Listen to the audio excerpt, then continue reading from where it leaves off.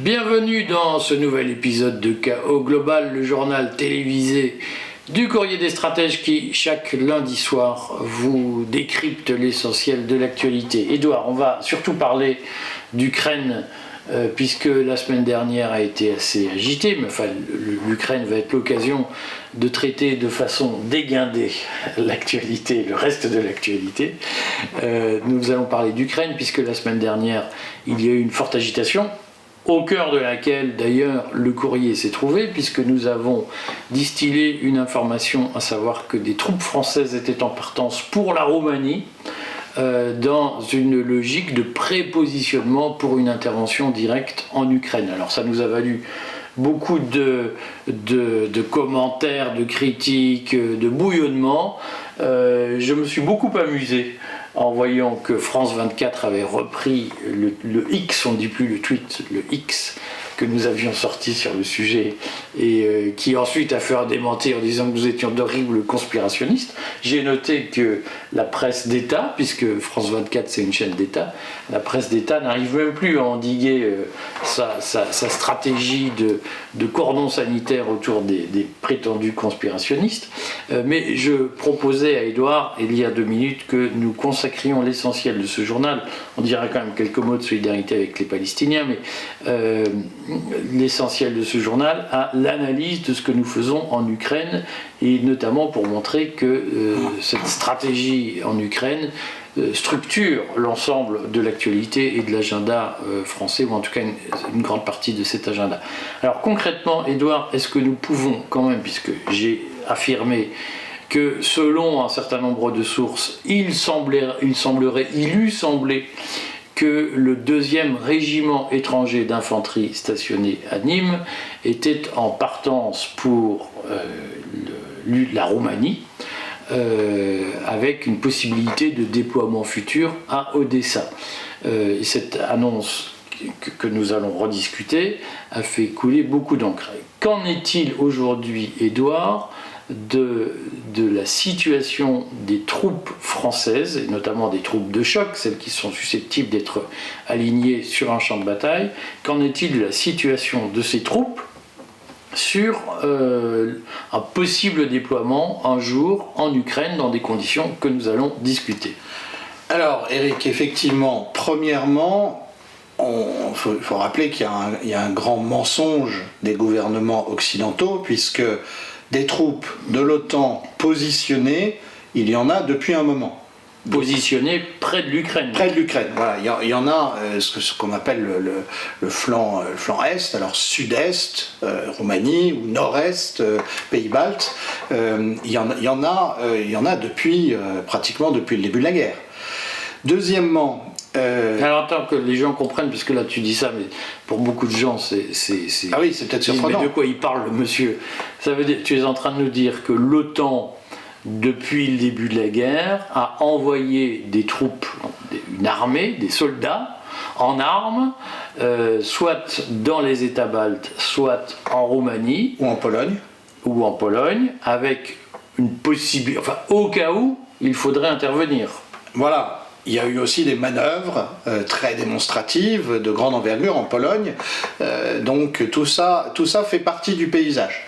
Deuxièmement, il faut là aussi rappeler l'autre petit mensonge, ou grand mensonge, je ne sais pas, occidental, c'est qu'il y a des volontaires ou des mercenaires, selon la désignation, occidentaux en Ukraine qui se battent, et j'en parlais l'autre jour avec un ancien militaire qui connaît bien tous ces sujets-là, qui dit oui, c'est une façon polie de dire que les troupes spéciales d'un certain nombre de pays sont déjà sur place. Ce qu'on appelait les commandos, les paracommandos, toutes ces troupes, voilà, un peu de science-fiction, britanniques, français, polonais, il y en a, ça. Et ils font quoi? Est-ce qu'on le sait? Eh ben, ils peuvent assister effectivement les troupes ukrainiennes, ukrainienne. Il y en a qui peuvent se battre directement, il y en a qui peuvent faire des opérations de reconnaissance. Tous ces volontaires, en fait, effectivement, ont une expérience au combat que n'a pas forcément l'armée ukrainienne ou qu'elle n'avait pas avant le début de la guerre. Donc ça, c'est les deux choses d'abord à rappeler. Troisièmement, il y a le contexte des déclarations du président de la République. Je vais encore te couper Oui. la parole.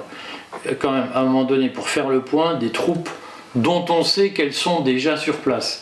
Il y avait eu au moment de l'usine de Mariupol, de mémoire, l'usine de Azovstal, Oui.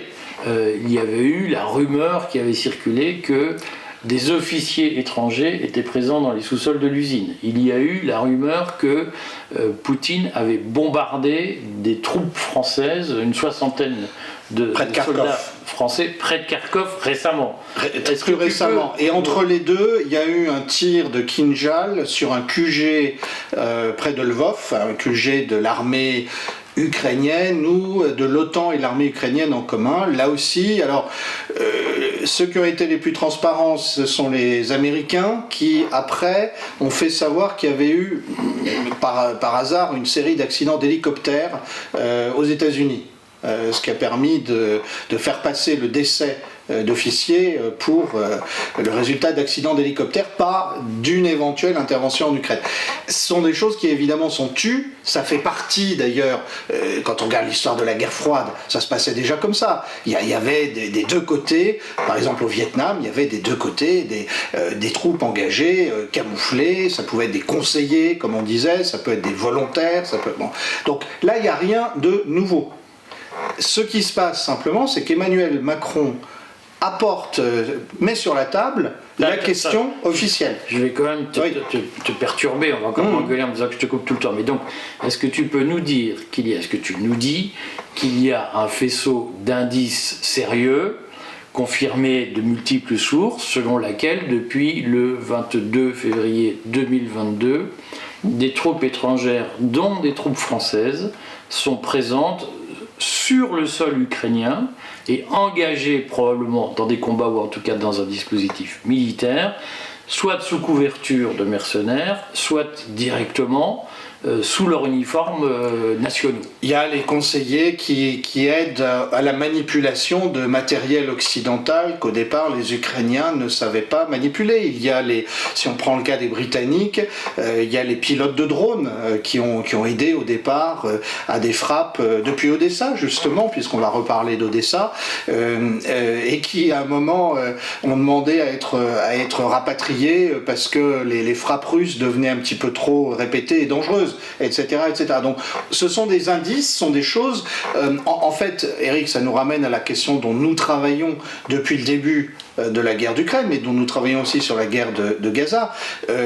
Quand on lit bien sur Internet avec une veille sérieuse qui écarte aussi bien le discours officiel des uns et des autres que le discours complotiste, il reste beaucoup de sites sérieux sur lesquels on peut glaner de l'information. Et par exemple, je me sers beaucoup des sources asiatiques en langue anglaise, parce qu'elles ont du recul par rapport au conflit, elles ne sont pas défavorables à la Russie, mais elles ne sont pas non plus poutiniennes. Elles ne sont pas très favorables à l'Occident, mais elles ne vont pas non plus gâcher les bonnes relations de leur pays avec les États-Unis. Donc on a un point d'équilibre. Et là on trouve beaucoup de choses. Et puis il faut faire le tour. Il y a des canaux Telegram, il y en a des pro-ukrainiens, des pro-russes, il y en a des neutres. Il y a une masse d'informations aujourd'hui à traiter qui est tout à fait passionnante. Et c'est comme ça qu'on arrive à ce type d'indice.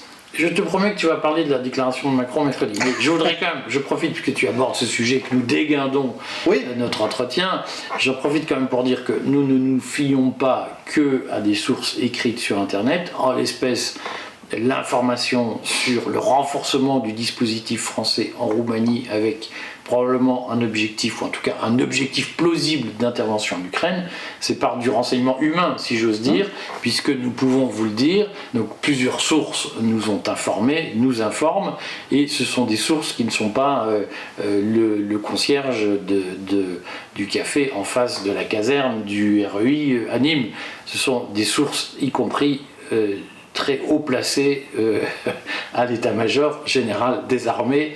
Je n'en dirai pas plus, mais beaucoup de gens d'ailleurs sont, après nos interventions, venus nous parler et venus compléter un certain nombre d'informations ou apporter d'autres éclairages. Donc on fait un mixte sérieux entre le traitement de sources sérieuses que nous passons au filtre, et c'est la base du travail que tu fais en matière de relations internationales, puisque c'est ce que tu suis au courrier, mais par ailleurs des gens nous parlent et nous confrontons les informations qu'ils nous donnent en les creusant, bien entendu, en menant des enquêtes, et c'est ce mixte qui nous permet à un moment donné de lancer un certain nombre d'informations en priorité. Je tenais à le dire pour éclairer notre travail intérieur. Et d'ailleurs, sans révéler de secret, j'ai fréquemment vérifié mes cartes établies à partir de sources internet auprès d'officiers qui savaient ce qu'il y avait sur les cartes que manipulent les militaires. Voilà un autre exemple. C'était important de vous donner la fabrique de l'information au courrier. Concrètement, Macron a dit quoi alors mercredi? Qu'est-ce que Macron a ajouté comme information juste avant qu'on sorte juste après que nous avons sorti notre information? Macron, lui, c'est la question qu'on se posait avant son émission. Macron, lui, n'a pas voulu ni confirmer ni infirmer le fait qu'il y aurait un engagement de troupes et qu'il y avait des troupes, qu'il y avait un renforcement des dispositifs. Il faut dire que les journalistes n'ont pas été très inquisiteurs, mais le contraire nous aurait étonnés. En revanche, ce qui est frappant, c'est le fait que Macron a tenu la ligne qu'il avait développée dans les 10 jours qui avaient précédé, et on sait que quelques heures avant son émission, il y avait eu une fausse confidence rapportée par Le Monde sur le mode « Cette année, il faudra que j'envoie des mecs à Odessa ». On pense que l'armée française a apprécié. Hein. Et d'autre part, on sait qu'une semaine plus tôt, devant les partis politiques, il avait lâché les deux noms de Kiev et d'Odessa. Si la Russie se rapprochait trop de Kiev ou d'Odessa, à ce moment-là, lui, Macron, pensait que l'intervention de troupes au sol devenait nécessaire. C'est ce qui, dans la semaine dernière, nous a permis de recouper, alors là, des analyses que nous trouvions ailleurs, par exemple sur un plan britannique d'installation de troupes en arrière d'Odessa et au nord de Kiev, précisément pour dégager des troupes ukrainiennes qui sont à ces endroits-là, leur permettre d'aller combattre et peut-être dissuader les Russes d'aller trop à l'ouest.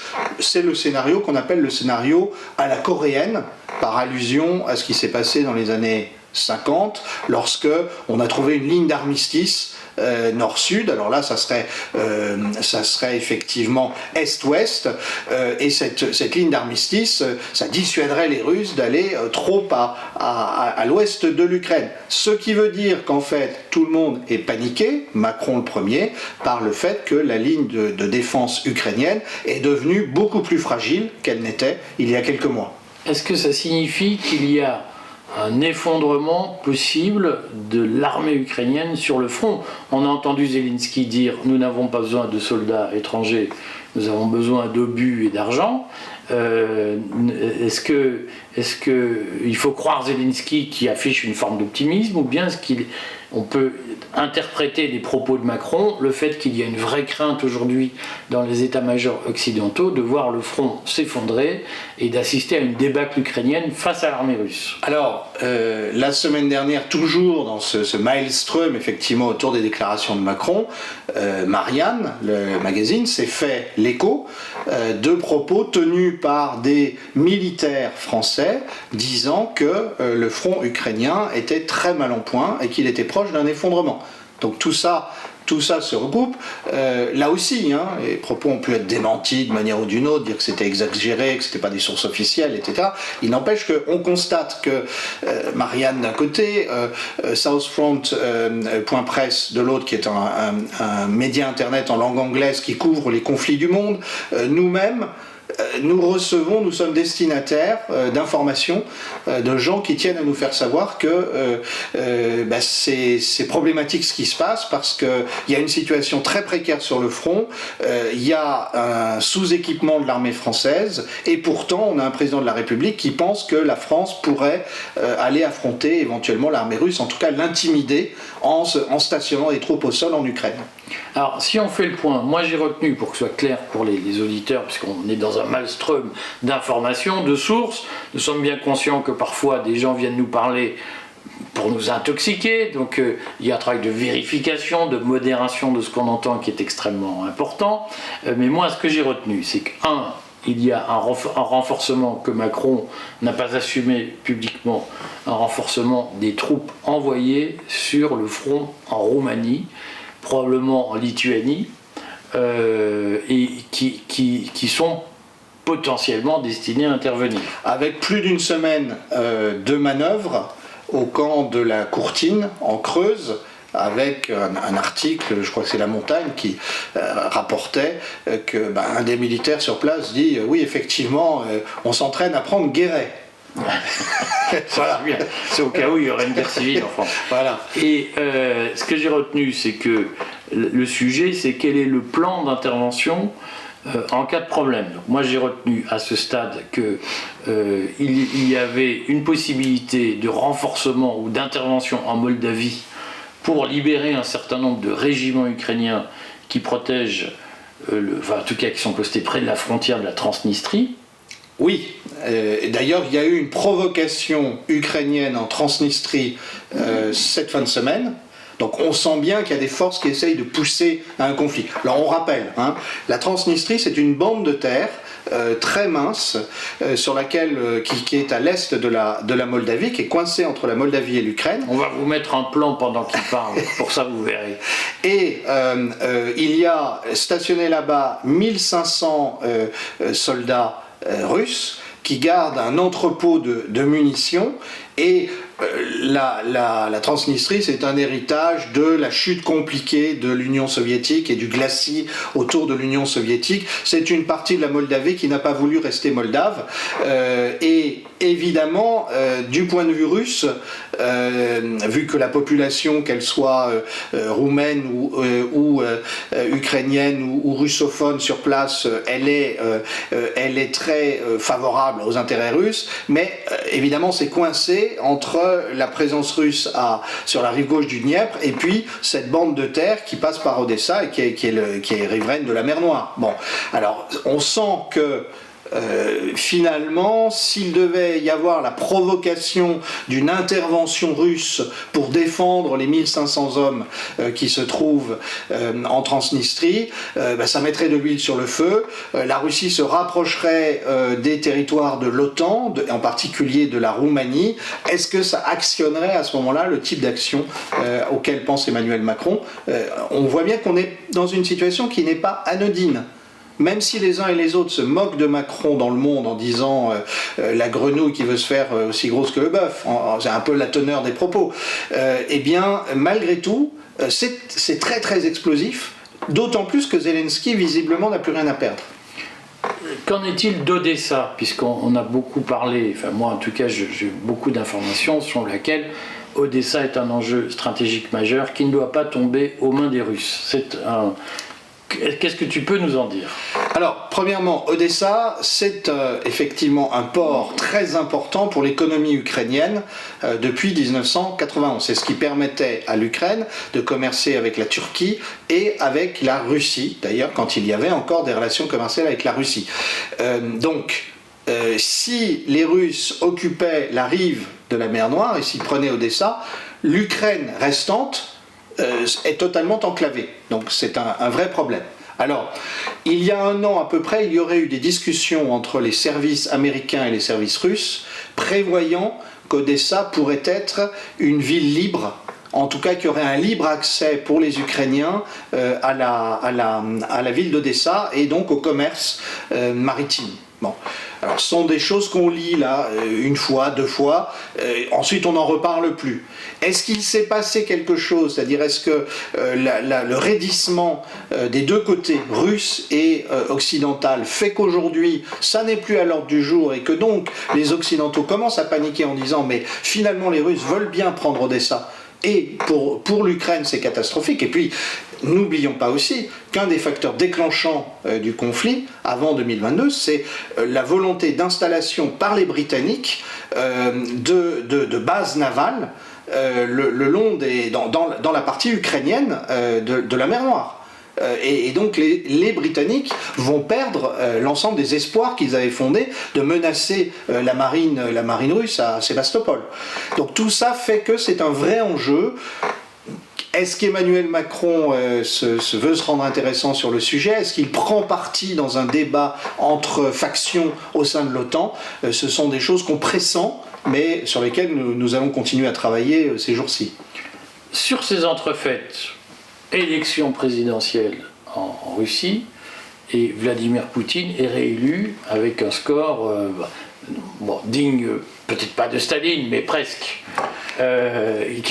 Donc on vous signale qu'avec Yannick Urien, qui est observateur des élections en Russie, nous avons fait pas mal de directs. Yannick Urien est le propriétaire de Care News, de la Baule Plus. C'est un journaliste breton ou quasi breton. Donc ne manquez pas ces images que nous allons republier avec l'article du Courrier des Stratèges accompagnant ce chaos global. Qu'est-ce qu'on peut dire de la victoire de Poutine aux élections présidentielles? Alors d'abord, moi j'aime toujours, quand il y a un résultat électoral, ramener aux électeurs inscrits, parce que je trouve que ça donne beaucoup plus la réalité de l'emprise de celui qui est élu dans son pays. Alors là, on a 88% de 77% de participation, ça fait 2 Russes sur 3 qui ont souhaité, si on considère que les élections sont valides, qui ont souhaité le renouvellement de Vladimir Poutine. C'est le meilleur score qu'il ait jamais obtenu, puisque jusque-là, il était, en rapportant aux électeurs inscrits, entre 40 et 55%, si on fait l'ensemble des résultats depuis qu'il a été élu. Je rapporte aux inscrits, parce que évidemment, on est élu quand, en termes nominaux, c'est-à-dire en termes de vote exprimé, on a plus de 50%. Alors, c'est une amélioration des scores précédents. À partir de là, il y a deux solutions. Soit c'est une élection totalement truquée, et à ce moment-là, on dit aux dirigeants occidentaux, vous n'êtes pas très forts parce que visiblement, vous n'avez pas été capable de déstabiliser Poutine, il a pu truquer les élections, donc c'est quand même un gros échec pour vous. Si c'est une élection sur laquelle il n'y a rien à dire, eh bien, à ce moment-là, on dit aux mêmes dirigeants occidentaux, décidément, vous êtes vraiment très nuls, puisque vous imaginiez qu'en empêchant Zelensky en mars 2022 de signer la paix après quelques semaines de guerre, vous alliez prolonger la guerre, déstabiliser Poutine, soulever la société russe contre Poutine. Visiblement, c'est pas ce qui s'est passé. Et c'est même, si on fait confiance au résultat des élections, ça serait le meilleur résultat jamais obtenu par Vladimir Poutine. Bon. Donc, moi, ce qui me frappe dans cette affaire, au-delà du contexte russe, et les spécialistes vont pouvoir l'analyser, mais ce qui me frappe dans cette affaire, c'est l'échec flagrant de la stratégie occidentale de déstabilisation de la Russie en vue d'une révolution de couleur qui devait mettre un dirigeant plus favorable aux intérêts occidentaux à la place de Poutine. Alors on voit bien que cette victoire de Poutine percute le discours très guerrier des gens comme Nikola Tenzer qui se commettent quand même aujourd'hui dans une défense de la propagande pro-atlantiste assez stupéfiante. Nikola Tenzer a écrit un article ce matin pour dire que l'armée russe n'était plus une grande puissance militaire et qu'au fond, elle était à notre portée. Est-ce que tu penses que dans ce discours belliciste, on voit bien qu'il y a un parti de la guerre, un parti des faucons, si j'ose dire, en un mot, en France notamment, pour pousser Macron à la guerre, est-ce que tu penses que tout ça risque de déboucher sur une confrontation directe entre la France et la Russie? Alors, je pense qu'effectivement c'est assez stupéfiant de voir le déni de réalité, au sens où je veux bien que nous ayons la dissuasion nucléaire, et sans aucun doute ça nous évite le pire. Il n'empêche que, je veux dire, on est capable d'envoyer quelques dizaines de milliers d'hommes au sol, pas plus. Alors que, je rappelle quand même que l'armée ukrainienne c'est à peu près 600 000 hommes au sol, l'armée russe c'est un petit peu moins, mais c'est à peu près la même chose. Donc il faut quand même comparer ce qui est comparable. Mais sur le fond, on voit bien qu'il y a un parti de la guerre. Alors est-ce qu'il faut l'appeler parti du déni de réalité ou parti de la guerre? On ne va pas entrer dans ce débat. Ça peut être les deux. Ça peut être les deux, effectivement. Et je pense que ces personnes dont nous parlons, que ce soit le président de la République, que ce soit Nicolas Tinzer, se placent dans un débat interne à l'Alliance Atlantique. Et je crois que rien, de toute façon, ne se fera sans le feu vert de Washington. Mon hypothèse personnelle que j'ai développée dans un article la semaine dernière, c'est que, au fond, les États-Unis prennent leur parti de l'échec de l'armée ukrainienne et simplement voudraient éviter un fiasco type Afghanistan. Donc ils ont vraisemblablement intérêt à des combats de retardement pour avoir le temps de se retirer en bon ordre et sans doute d'assurer une transition en Ukraine qui permette une négociation avec la Russie. Dans ce jeu-là global, des gens comme Macron ou comme Nicolas Tinzer sont très utiles aux Américains parce que ça veut dire qu'il y a des gens qui ne veulent pas céder en Occident. D'ailleurs, oui, nous ne céderons pas. Bon, très bien. Et puis un jour, les Américains pourront dire... les propos étaient peut-être un peu excessifs, ils étaient remarquables mais excessifs. Moi c'est plutôt comme ça que je sens la chose. Est-ce que je suis trop optimiste? Est-ce qu'il y a des logiques de guerre qui tout d'un coup échappent à la volonté des acteurs? Oui, on l'a vu en 1914, il faut pas le du tout, et on sait qu'en 63, la crise des missiles de Cuba, 62 pardon, octobre 62, la crise des missiles de Cuba, on est passé pas loin de la catastrophe entre les deux grands. Et tu n'étais pas né, mais en 1870 déjà, on avait connu ça. Bon, on va voir la suite. Quelques mots quand même, ça le fait marrer 1870, il est plus jeune que moi. Non, je me demandais si c'était là que la Belgique avait été envahie, mais c'est un peu plus tard. Elle a envahi le Congo à l'époque. Donc, Édouard, on va suivre ça. Je vous signale que nous allons renforcer notre dispositif, notamment vidéo, sur l'Ukraine avec un certain nombre d'interventions. Nous avons eu Jacques Millard qui nous a livré une interview extrêmement importante, regardez-la, sur l'illégalité du traité bilatéral entre la France et l'Ukraine et sur son inconstitutionnalité. On n'a pas eu le temps de parler de ce traité, mais enfin, vraiment, regardez l'interview de Jacques Millard qui est remarquable, qui est importante, qui fait que nous allons probablement nous mobiliser sur le sujet, car on a tout lieu de penser que ce traité est illégal et inconstitutionnel. Sur le fond, nous allons suivre ça et nous allons multiplier des interventions importantes sur ce sujet. Pensez à vous abonner à notre chaîne YouTube. Cela dit, quand même, on ne peut pas terminer ce journal sans dire quelques mots de la situation à Gaza.